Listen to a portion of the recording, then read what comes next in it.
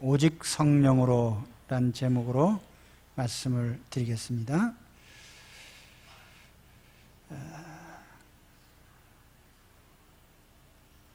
사람이 자기 밖에 있는 외부의 정보를 수집하고 판단하는 그 기관을 오감이라고 합니다. 눈으로 보고 귀로 듣고 또 코로 냄새를 맡고 또 입으로 맛을 보고 또 촉감을 통해서 느끼는 이걸 우리가 오감이라고 하고요. 또 오감보다 더 나은 제6의 감각이 있다. 그래서 육감이라고 해요. 6자를 써서 6번째 감각. 근데 그것은 사실 신뢰성이 있는 건 아니죠. 그리고 이와 같이 우리가 감각으로 느낀 것들을 이제 우리 머리에서 판단을 하죠. 우리가 인간의 이성이라고 말을 합니다. 우리가 오감으로 들어온 정보를 머리에서 이제 판단하고 분석하고 결과를 내립니다. 우리가 여기 지혜라고 말할 때 우리 인간이 이러한 것을 정보를 수집하고 판단하는 그것을 이제 인간의 이성이 담당을 하게 되죠. 그래서 이 지혜라고 말할 때 우리 인간의 이성적인 지혜가 있죠. 그런데 성경이 말씀하는 지혜는 그런 지혜가 아니고 하나님의 지혜를 말합니다. 그런데 이 하나님의 지혜는 이 세상 사람들이 전혀 알지 못한다고 했어요. 그래서 앞선 말씀에 지난주에 봤죠. 8절 9절 말씀에 보면은 이 지혜는 이 세대의 통치자들이 한 사람도 알지 못하였나니. 그리고 10절에도 가서 보면은 하나님이 자기를 사랑하는 자들을 위하여 예비하신 모든 것은 눈으로 보지 못하고 귀로 듣지 못하고 사람의 마음으로도 생각하지도 못하였다.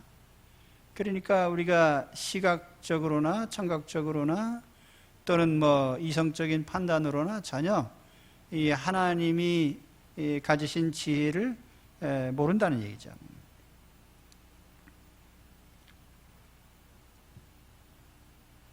우리가 이렇게 비유할 수 있습니다. 요즘에 영상이 아주 화소수가 높아져서 이제 아주 화면이 좋죠. 그래서 아주 입체적인 그런 화면이 전달이 되는데 사실 그것은 중요한 수단, 말하자면 방송기술, 송신의 방법과 수신의 방법이 다 발전했기 때문에 가능한 일이에요. 근데 방송국에서 UHD로 아주 좋은 화면을 이렇게 송출을 한다고 해도 수신기가 고장나면은 하나도 수신이 안 돼요.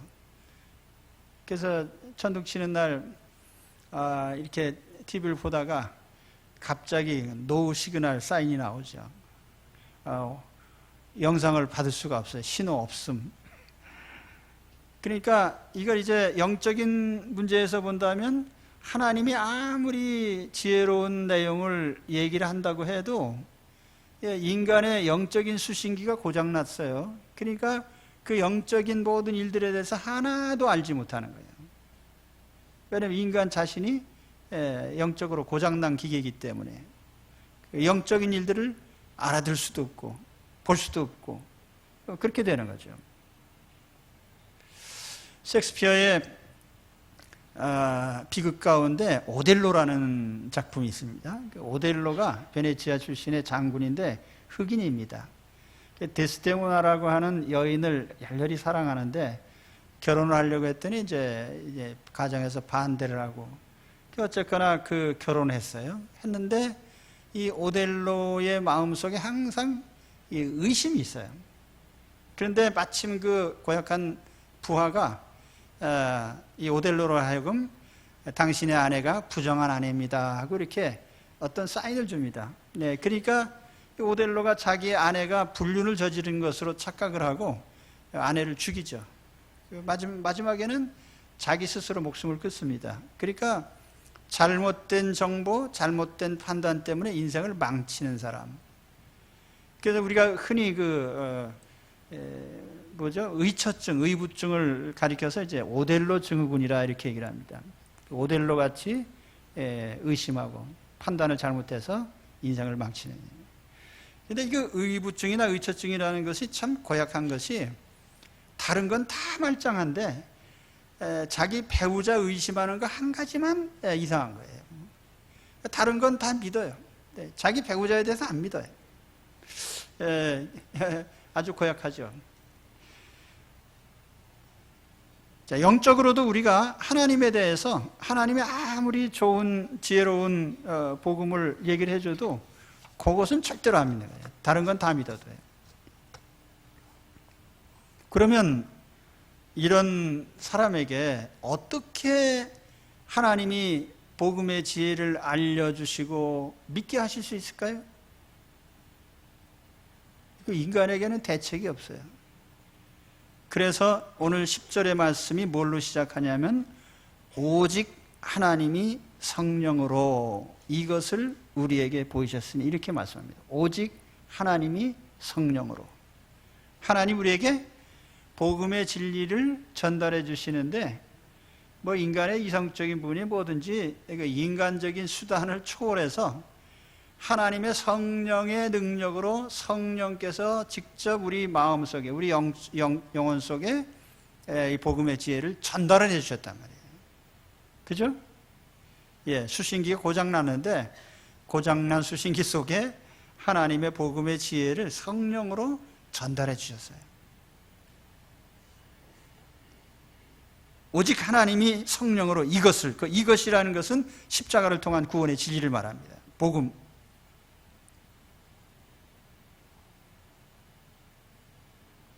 바울은 이 문맥에서 성령이 하시는 일을 크게 두 가지로 얘기를 하죠. 지난 시간에도 말씀드렸습니다. 첫째로는 성령께서 십자가 복음을 우리가 이해하고 믿게 만드십니다. 사실 구원은 삼위일체 하나님의 역사예요. 성부 하나님은 구원을 설계하시고 성자 예수님께서 구원을 성취하시고 성령께서 그것을 각 개인에게 적용을 해서 이 복음을 믿도록 하시는 역사를 하십니다. 좀 더 설명드리자면 성부 하나님은 창세전에 이미 인간이 타락할 경우에 대비하셔서 십자가를 통한 속죄의 이런 방법을 준비하셨고 누구를 구원할지에 대해서까지도 정해놓으셨어요. 그래서 이것을 우리가 예정이라는 말로 씁니다. 에베소서 1장에 있는 말씀처럼 창세전에 그리스도 안에서 우리를 택하시고 그리고 성자 예수님께서 사람의 몸을 가지고 오셔서 이 죄인들의 죄를 없애는 방법, 속죄의 길을 열어놓으셨어요. 예수님이 대신 모든 죄를 지시고 십자가에서 죽으심으로 죄인이 하나님께로 나올 수 있는 길을 열어놓으셨어요. 이와 같은 사실을 사람들이 믿고 받아들이게 하는 이 역할은 성령님이 하시는 거예요. 그래서 우리가 구원의 역사는 삼위일체 하나님의 역사다 이렇게 합니다. 오늘 하는 말씀이 뭐예요? 성령님의 이러한 구원을 각 사람 속에 적용하셔서 구원받게 하시는 그 성령님의 역사를 말씀을 해요. 다시 오늘 말씀 10절 그 이하로 가서 보면은 성령은 모든 것, 곧 하나님의 깊은 것이라도 통달하시느니라. 사람의 사정을 사람 속에 있는 영 외에는 누가 알리요? 이와 같이 하나님의 사정도 하나님의 영 외에는 아무도 알지 못하느니라. 우리가 세상의 영을 받지 아니하고 오직 하나님께로 온 영을 받았으니. 자, 여기에 보면은 하나님의 깊은 것을 통달하시는 것은 성령님이라고 말씀을 합니다. 우리 마음에, 인간의 마음속 깊이 있는 것을 누가 합니까? 사실 사람에 대한 모든 것은 그 사람의 마음속에 있는 그의 영이 알고 있는 거예요. 그의 마음이 알고 있는 거죠. 외부적으로는 알 수가 없어요. 그렇죠? 예. 그래서 10길 우물 속은 알 수 있어도 한 길 사람의 마음은 모른다. 사람의 마음은 사람이 아는 거죠. 사람의 영이 아는 거예요. 똑같은 푸니마입니다. 헬라어로 하면은 하나님의 깊은 내용도 하나님의 영만이 아시는 거죠.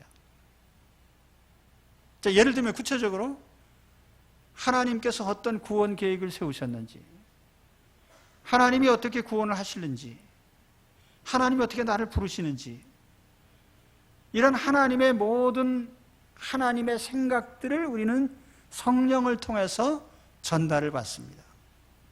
예. 자, 우리는 세상의 영을 받지 않았다 이렇게 얘기를 합니다. 오늘 12절 말씀에 보면 우리가 세상의 영을 받지 아니하고 오직 하나님께로 온 영을 받았으니, 세상의 영을 받은 사람, 하나님께로 온 영, 성령을 받은 사람, 세상의 영이라는 건 마귀의 영이에요. 하나님을 대적하는 영입니다. 불신의 영이고 배신의 영이고 죄짓게 만드는 영이에요. 이러한 세상의 영으로는 하나님을 알 수 없습니다. 하나님 모르기 때문에 당연히 하나님, 창조주 하나님과 피조물을 구별을 못해요. 그러니까 우리가 생각해 보세요. 미신이 뭡니까? 우상숭배가 뭡니까? 창조주와 피조물을 구별 못하는 거예요. 그래서 로마서 1장에 21절에 보면 이런 말씀이 납니다. 하나님을 알되 하나님으로 영화롭게도 아니하며 감사치도 아니하고 오직 그 생각이 허망하여지며 미련한 마음이 어두워졌나니 스스로 지혜 있다 하나 우준하게 되어 썩어지지 아니하는 하나님의 영광을 썩어질 사람과 금수와 버러지 형상의 우상으로 바꿨느니라. 이게 무슨 말씀인가 하면 창조주 하나님, 영이신 하나님은 전혀 알아보질 못하고 하나님이 지으신 피조물, 뭐 천체든지 생물이든지 뭐 동물이든 짐승이든 물고기든 새든 이런 썩어질 형상을 섬긴단 말이죠. 그러니까 창조주와 피조물을 구별 못해요. 또 어떤 철학적인 종교는 말하기를 뭐 물질이나 영의 세계나 똑같다, 뭐 존재나 비존재나 다 마찬가지다, 예, 있는 것이나 없는 것이나 한 가지다. 사실 우리가 이 만물의 존재를 깊이 들어가서 보면은 물질 세계라는 게 뭔지, 예, 정신 세계가 뭔지 헷갈려요. 이게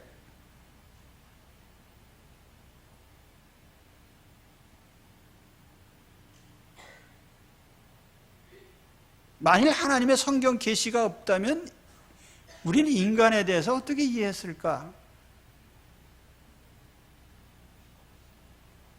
하나님의 계시가 없다면은 자, 우리는 이 세상을 어떻게 이해할 수 있겠어요?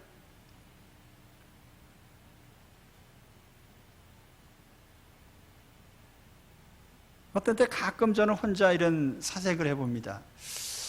인간이 뭐냐? 우리 사람의 몸을 뜯어보면 원소로 따지면 뭐 10가지 좀 남짓한 그런 원소들로 돼 있어요. 그 중에 제일 많은 게 뭡니까? 물 아니에요. 물은 뭐예요?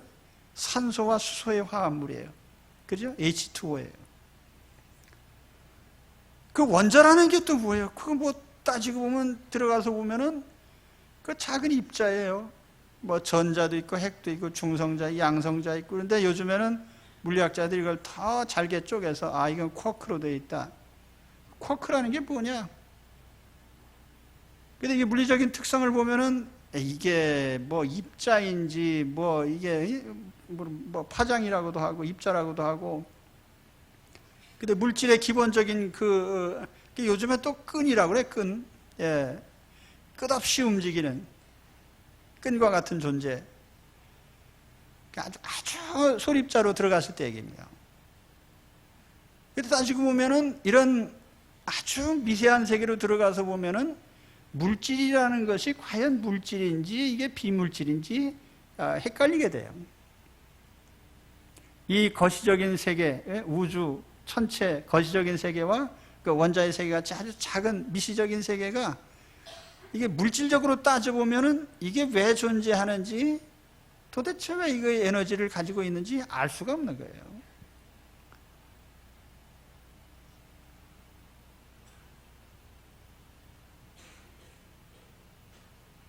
사실 하나님의 계시가 없다면 참 인간은 이 만물을 파악하는데 대단히 참 난감하겠다, 그런 생각이 듭니다. 하나님의 계시가 없다면.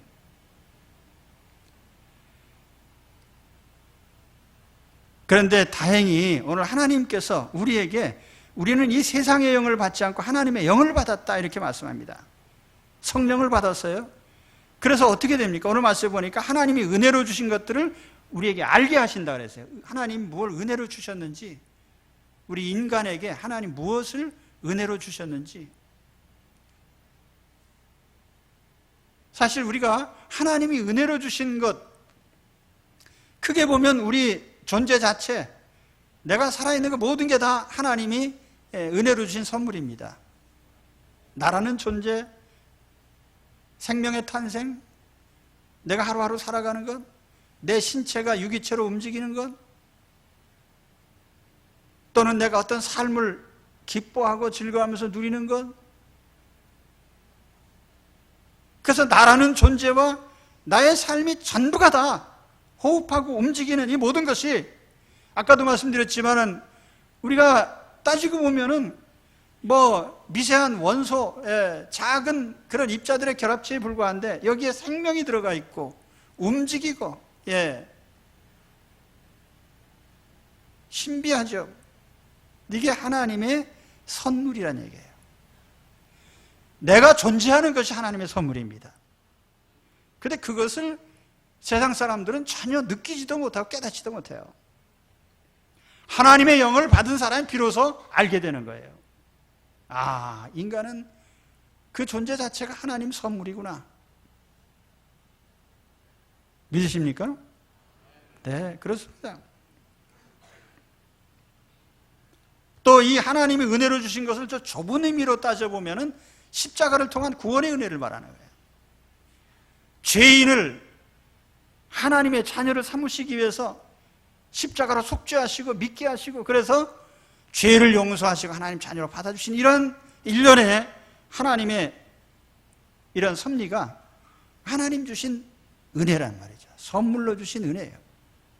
은혜로 주신 선물이에요. 그래서 성령이 이런 것을 우리에게 알게 하시는 거죠. 성령님은 단순히 십자가를 알게만 하시는 게 아니라 믿게 하시고 날마다 하나님의 뜻을 실천하도록 만드십니다. 사실 우리는 하루하루 살아가면서 어느 것이 하나님의 뜻인지 잘 알지 못해요.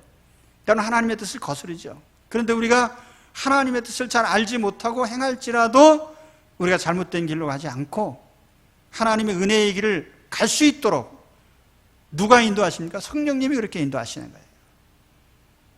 그가 나를 푸른 초장에 누이시며 쉴만한 물가로 인도하시는도다. 내 영혼을 소생시키시고 자기 이름을 위하여 의의 길로 인도하시는도다. 성령님이, 하나님의 영이, 그렇죠?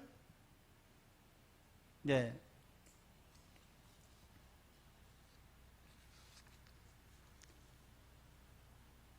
이와 같이 성령께서는 우리 가운데 오셔서 하나님 은혜로 주신 것들을 알게 하셔요. 그래서 인생이 하나님의 선물인 거 알게 하시고, 십자가를 믿고 의지해서 구원받게 하시고, 하나님 자녀로서의 길을 가게 하시고,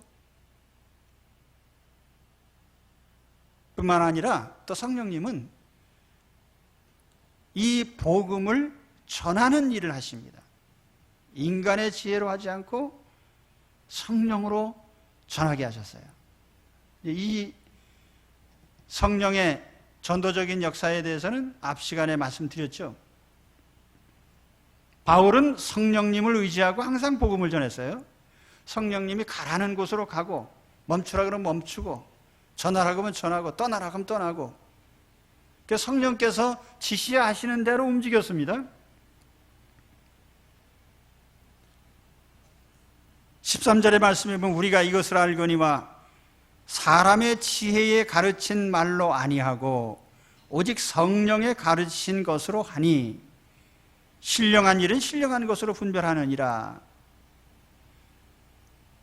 공동번역에 보면 이 기조를 이렇게 번역했어요. 은총의 선물을 전하는 데 있어서도 인간이 가르쳐주는 지혜로운 말로 하지 않고, 왜냐하면 영적인 일은 영적인 말로 설명되는 것이, 영적인 것은 영적인 말로 설명되어야 되기 때문에. 그래서 13절에 그 귀절을 신령한 일은 신령한 것으로 분별하느니라 라는 이 귀절에 대해서 현대인의 성경이나 NIV 영어 성경에 보면 이렇게 번역합니다. 영적인 진리는 영적인 말로 설명된다. 그러니까 전도는 철학적인 논리나 인간의 이성으로 전하는 게 아니고 성령께서 전하는 자를 감동하시고 듣는 자의 마음을 감동해서 이걸 피차간에 성령의 감동을 속에서 주고받고 교신이 가능하게 하시는 것이에요. 마음을 열어주시고 복음을 받아들이게 하는 건 성령님의 역사입니다. 그래서 우리가 복음을 전할 때에도 성령님을 의지하고 복음을 전해야 돼요.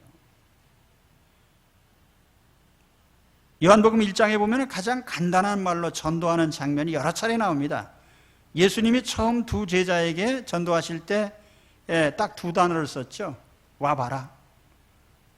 Come and see. 와서 봐라. 안드레가 자기 형에게 전도할 때에 짤막한 한마디를 했습니다. 우리가 메시아를 만났다.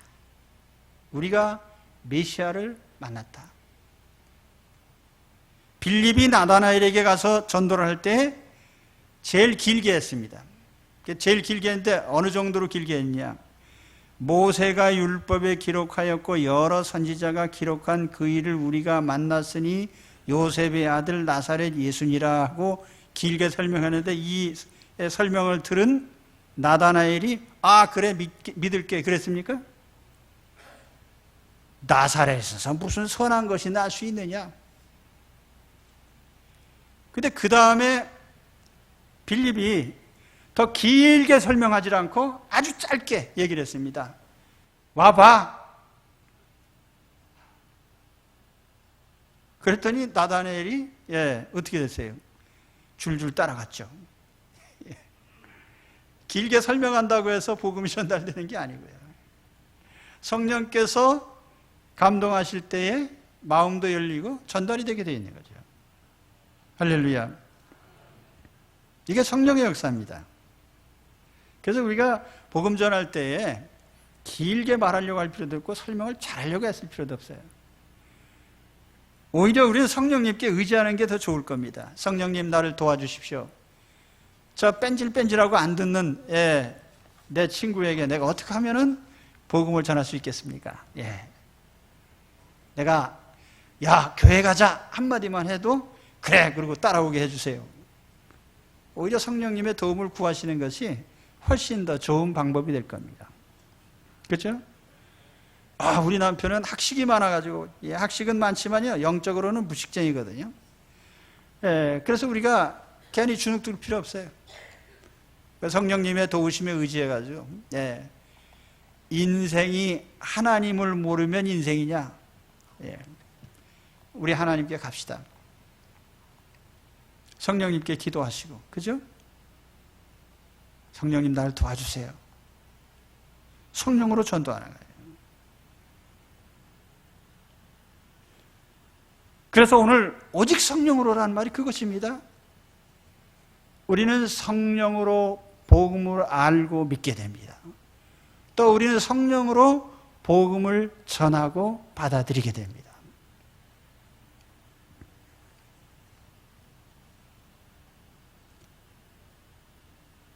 그리고 오늘 말씀 중에 제일 중요한 규절은 이 성령의 역사 가운데서도 가장 중요한 것은요, 거듭남의 역사예요. 성령으로 거듭나야 돼요. 다시 말해 우리가 성령의 사람이 되어야 돼요. 영의 사람이 되어야 돼요.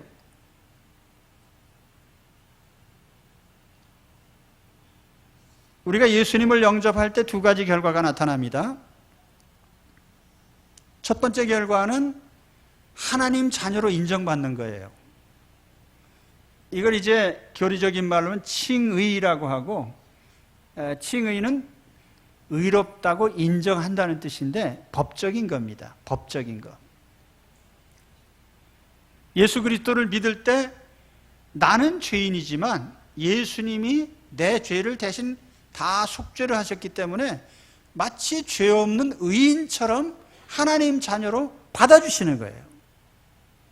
그런데 이건 법적인 거예요. 여러분, 세상에서 어떤 논쟁이 벌어졌을 때 법적인 게 중요합니까? 아니면 현상이 중요합니까? 그게 이제 현상이 중요한 경우도 있지만, 그러나 마지막 법리적인 판단은 법적인, 합법적이어야 돼요. 그러니까 자식이냐 아니냐, 물론 유전자로 따지기도 하죠. 그러나 사실은 우리가 부모를 따질 때에도 누가 양육했느냐, 단순히 그냥 혈통적인 유전자만 가졌느냐. 근데 하나님께서는요, 예수 그리스도를 믿을 때 너는 내 자녀야 라고 인정할 때, 그때는 어떤 조건도 안 보시는 거예요. 강도 출신인지 도둑놈 출신인지 사기꾼 출신인지 과거에 그냥 전과가 잔뜩 있는지 없는지 전혀 상관치도 않으시고, 예수 그리스도를 믿는 거 한 가지 때문에 너는 내 자녀다, 넌 의인이다, 이렇게 인정을 해 주시는 거예요. 이걸 칭의라고 그래요. 아시겠죠? 그래서 예수 믿으면 하나님 자녀가 되는 거예요. 그럼 이제 또 두 번째 어떤 문제가 발생합니까? 그럼 실제로는 아직까지도 거짓말도 가끔 하고, 참 행동이 바르지도 않고, 남에게 상처 주는 말도 가끔 하고, 고약한 짓도 하는데, 그래도 하나님 자녀입니까? 그러면 어떡합니까, 저희? 하나님 자녀라고 인정을 해 놓으셨는데, 실제적으로 하나님 자녀가 돼야 될 거 아니에요. 여기에 바로 성령님의 거듭남, 성령의 실질적인 하나님 자녀로 뒤집는 역사가 여기에 필요한 겁니다. 그래서 앞선 부분 우리가 칭의라고 하고, 뒤에 있는 부분을 거듭남, 또 성화, 이런 말로 쓰는 거예요. 거듭난다는 것은 우리가 다시 태어나는 거예요. 문자 그대로 거듭 태어나는 거예요. 출생입니다. 그러니까 이제는 새로운 삶이 시작되는 거예요. 이전에 살던 방식이 아니라 하나님 자녀로서 살아가는 새 출발이 시작이 된 겁니다. 그 거듭나는 거는 그렇기 때문에 오래 걸려서 거듭나는 게 아니에요. 예수님을 영접하면 그 순간에 성령께서 이제 새로운 탄생을 주시기 때문에 우리가 하나님 자녀로서 새 출발을 무조건 시작하게 하시는 거예요. 여러분, 예수 그리스도를 구주로 영접하셨습니까? 그러면 예수님이 이미 나에게 뭘 주셨어요? 거듭남을 주셨어요. 나에게 변화가 시작이 된 겁니다. 하나님 자녀로서의 삶이 시작이 된 거예요. 자, 다시 오늘 말씀으로 돌아가서 보면은 14절에서 16절 말씀에, 육에 속한 사람은 하나님의 성령의 일을 받지 못하나니 아니하나니 저희에게는 미련하게 보임이요 또 깨닫지도 못하나니 이런 일은 영적으로라야 분별함이니라. 그리고 그 다음 절에 보면, 신령한 자는 모든 것을 판단하나 자기는 아무에게도 판단을 받지 아니하느니라. 여기에 중요한 두 단어가 나와요. 육에 속한 사람, 신령한 자. 육에 속한 사람, 이게 누굽니까? 현대인의 성경에 보면 거듭나지 못한 자연인, 공동번역에 보면 영적이 아닌 사람, NIV 영문 성경에 보면 성령이 없는 사람, 이렇게 되어 있어요. 그러니까 거듭나지 못한, 육에 속한. 그리고 그 다음에 신령한 자라고 하는 이 푸니마티코스라는 단어는 영적인 사람, 성령으로 거듭난 사람을 말하는 거예요. 그래서 이 거듭나지 못한 사람은 영의 일에 대해서 깜깜하게 사는 거예요, 계속. 근데 거듭나게 되면 그 순간부터 우리는 영적인 세계를 보기 시작하는 것입니다. 영적인 안목을 가지게 돼요. 아까 오감 얘기를 했죠. 영적인 안목으로 인생을 보게 되고, 영적인 눈으로 세상 돌아가는 걸 판단하게 되는 거죠. 역사라는 게 뭐냐? 김정은이가 그냥 당장 전쟁을 일으키겠다고 하니까 바싹 얼어가지고 있다가 또 오후 4시가 돼가지고 만나자 그러니까 또 갑자기 얼굴이 펴졌어요. 근데 나는 거의 그럴 줄 알았어요. 예. 근데 하나님께서 역사를 움직이시는 거거든요. 그건 사람이 하는 일이 아니에요. 그러니까 우리가 이 모든 세상 돌아가는 것을 영적인 안목에서 보는 것이 중요합니다. 영적인 눈을 가져야죠. 사람이 움직인다고 생각하지 말고 하나님이 움직이시는 걸 볼 수 있어야 돼요. 내 개인적인 인생도 그래요. 내 인생이 뭐 이렇게 저렇게 계획을 세우고 막 이렇게 했는데 뭐 되다가 안 되다 막 그래요. 근데 사실은 하나님이 내 인생에 관여하시는 것을 보는 것이 영적인 눈인 겁니다. 내가 하고 싶은데 안 됐어. 근데 하나님이 내 인생에 이렇게 간섭하셨구만. 그렇죠. 그때는 뭐 인간적인 불만이나 이런 걸 품을 필요가 없는 거예요. 그렇죠. 저는 20대에 예수님을 영접할 때에 비로소 인생에 대한 생각을 처음 해봤어요. 내 인생 어디다 써먹지? 그 전에는 내 인생은 나의 것이니까 그냥 누리다가, 제 계획이 뭐였냐면은, 대학을 졸업하고 나면, 프리랜서로 이제 일을 하고, 돈을 벌면 다 여행에 쓰고, 주로 뭐 그런 계획을 세우는데, 스케줄이 어디서부터 빵꾸 나냐면 대학교 2학년 마치고 빵꾸 났어요. 왜냐하면 내가 병들었거든요. 그때 이제 죽게 생겨가지고 내 인생을 보면서 내 인생을 어디다 써먹느냐는 걸 처음 생각해 봤더니.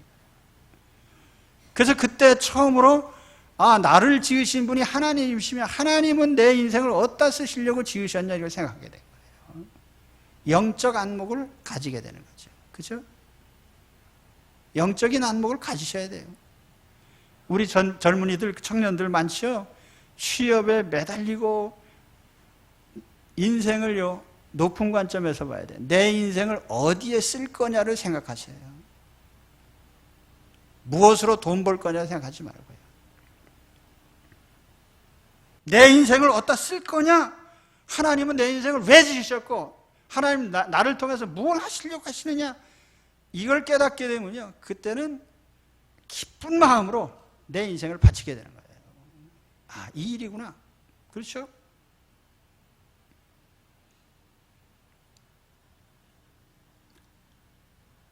거듭난 사람. 그래서 중요한 거예요. 영적인 눈을 가지게 되고 이 세상을 영적으로 보기 시작하고 영적으로 판단하고 영적으로 결정하는 거거든요.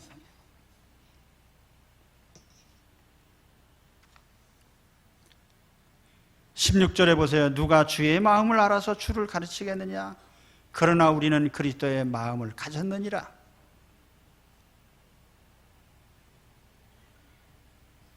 주의 마음을 누가 알아요? 아무도 모르죠. 그런데 우리는 그리스도의 마음을 가졌다 확신하는 거죠. 거듭난 사람이에요. 예수 그리스도를 믿고 거듭난 사람이에요. 그렇습니다. 오늘 우리는 영적 사람이에요. 육신의 눈, 오감만 가지고 인생을 보지 마십시오. 영의 눈을 가지고 인생을 보셔야 돼요. 거듭난 안목으로 세상을 보십시오. 영의 눈으로, 영의 사람으로, 신령한 사람으로 세상을 보시기 바랍니다. 하루하루 부딪히는 내 인생 문제에 대해서 그것 때문에 고민하고 어려워하지 마시고요. 하나님이 주신 영적인 눈으로 내 인생들을 보십시오. 길이 훤히 다 보여요.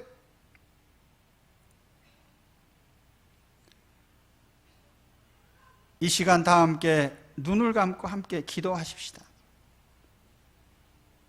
오늘 우리는 이미 다 예수 그리스도를 영접한 분들이 대부분입니다. 그러나 아직도 예수 그리스도를 나의 구주, 나의 하나님으로 영접하지 않았다면 오늘 제가 하는 이 기도를 마음속으로 따라하시고 아멘 하시기 바랍니다. 우리 다 함께 기도합시다. 하나님, 나는 하나님 앞에 죄인임을 인정합니다. 지금까지 하나님을 인정하지 않고 살았습니다. 하나님을 알려고 하지도 않았고 하나님을 섬기지도 않았습니다. 이것이 내 인생의 가장 큰 죄였음을 인정합니다. 이제 내 죄를 회개합니다.